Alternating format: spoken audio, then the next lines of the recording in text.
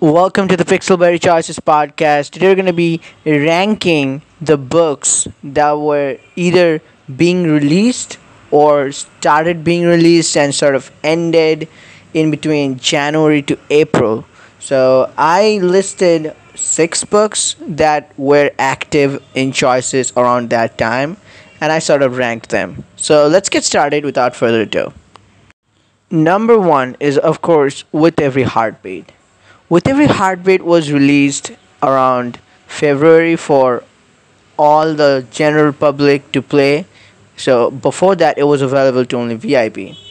And With Every Heartbeat, I think it's so far is the best book of this year, and even for the last 2 years, if you combine, in its genre. If you have to see this emotional sort of romantic genre, the tragedy, I mean, we have seen books like The Nanny Affairs and like where they focus on the intimacy between the two lovers, the love interest and main character. But in this book, we don't. I don't think we get much, hookup scenes or any much, too intimate scenes that go to too much extent. But still, this is the book I think where all the players felt that connection to Dakota. And that's because how they built the relationship between main character and Dakota.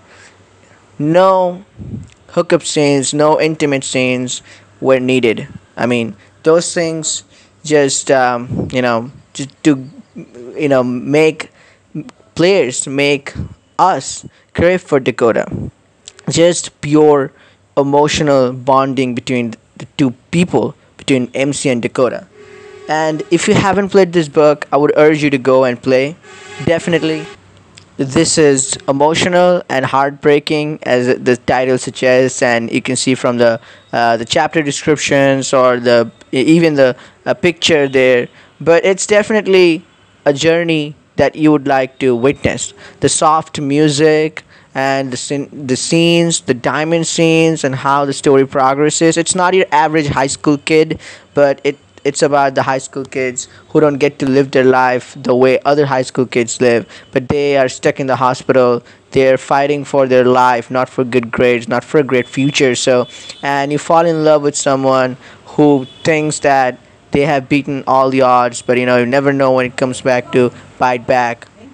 And this story marks exactly that. The love that definitely crosses everything. It is not bound in time. It's not marked by death, life, or anything. It's just boundless, and it just never ending. And a true love story between two teenagers, that's not a common thing to see.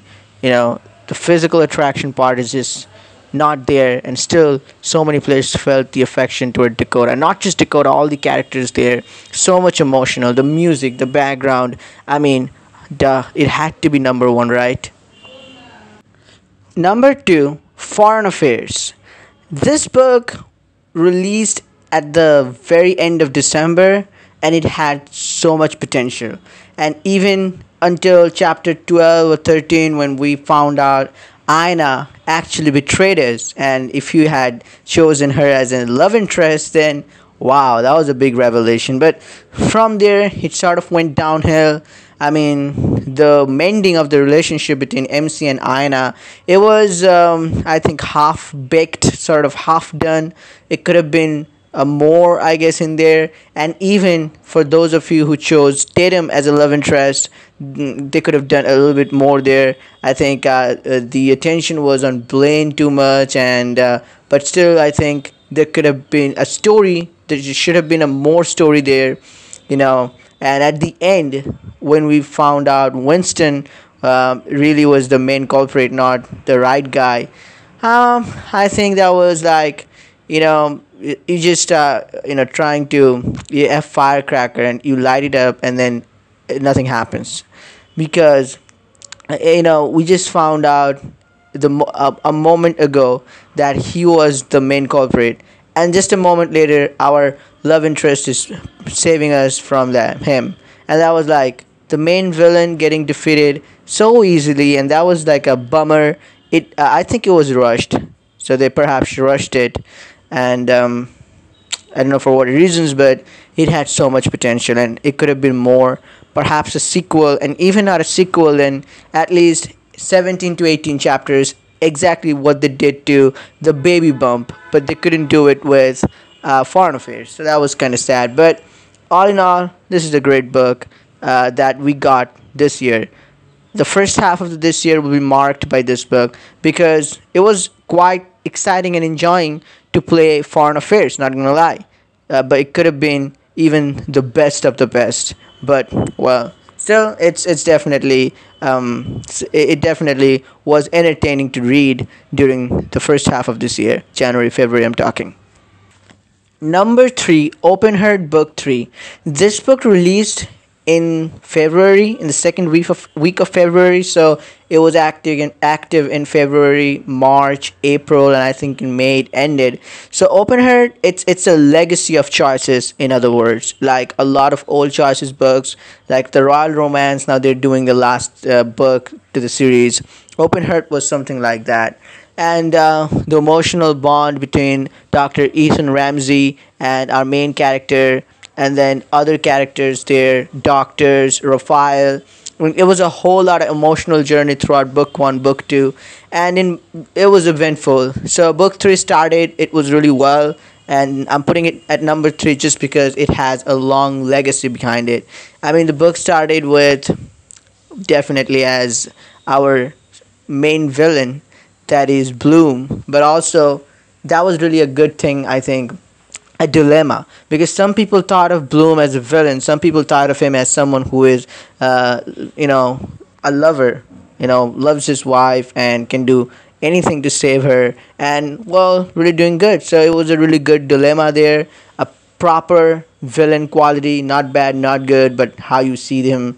But from there, it kind of went astray. A lot of people would say it focused too much on Ethan Ramsey, but still, I think Bloom sort of went missing, then came back as the main villain who was trying to press charges against Ethan, and things happened there.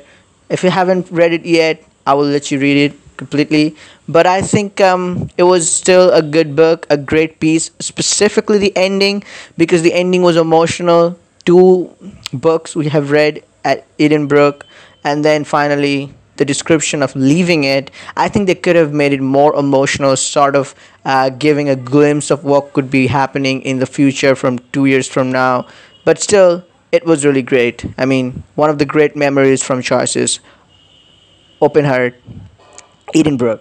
So that's definitely number three.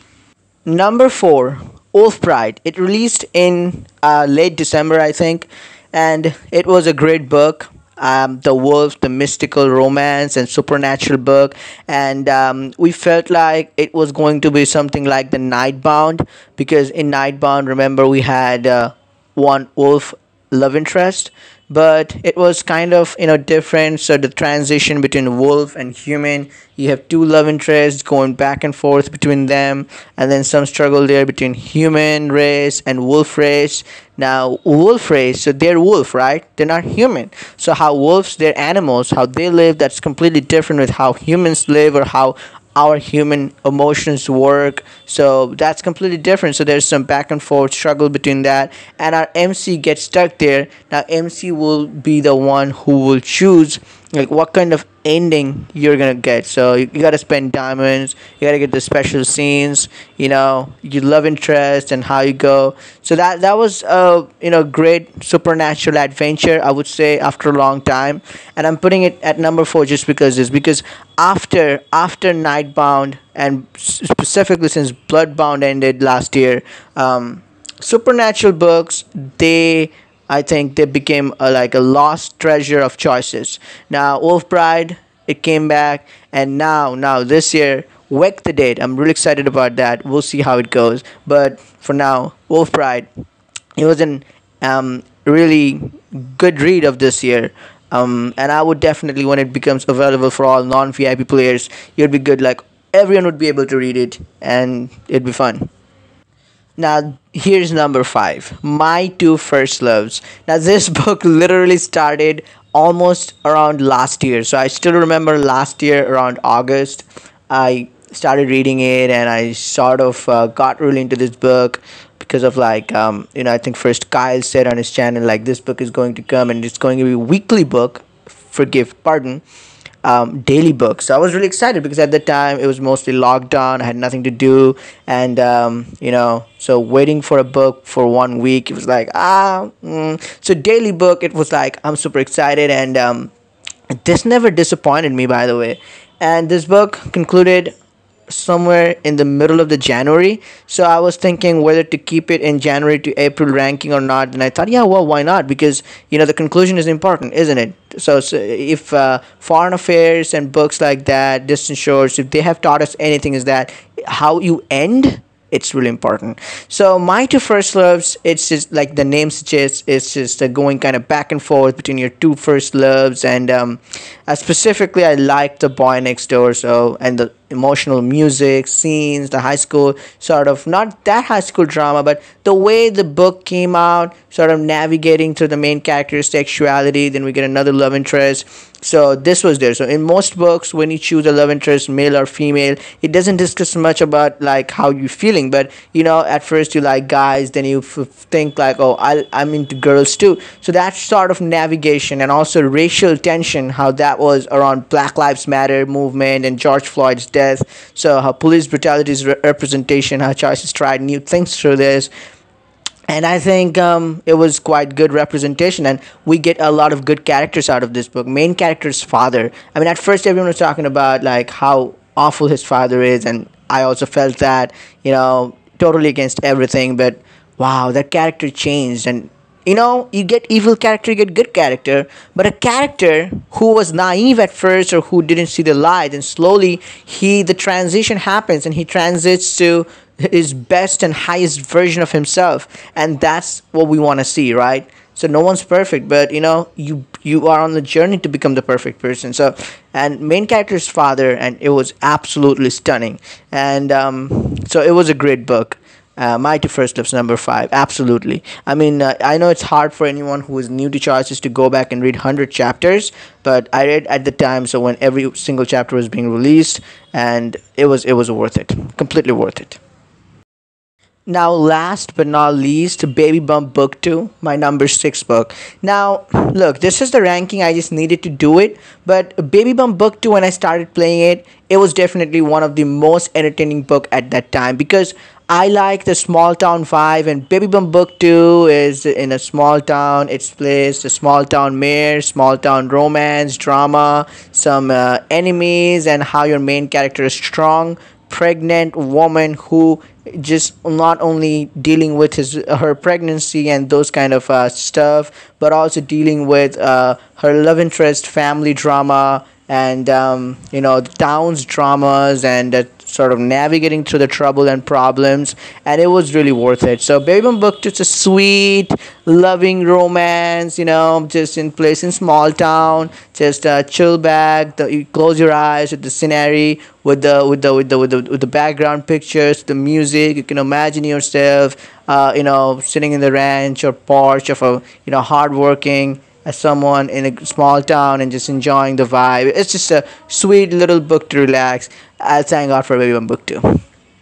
Alright guys, so that was my 6 books, how I ranked them, and these were the books released between January to February, January to April, not released, pardon, but active at that time in one way or another. So at the end of April, I think Laws of Attraction released, but I'm not going to talk about that because it was active in May. So that was the ranking, the power ranking of the books that were active in between January to April 2021. Now my next video at the end of August will be the power ranking of books that were active between May to August, and then September to December. And I am really hyped up about September to December because a lot of exciting books. Queen Bee, Nanny Affairs, Wake the Dead, COP. A lot of books are going to be active around that time. Surrender, even Shipwrecked. So it would be mind-boggling to rank them or even talk about them or read them at first, of course.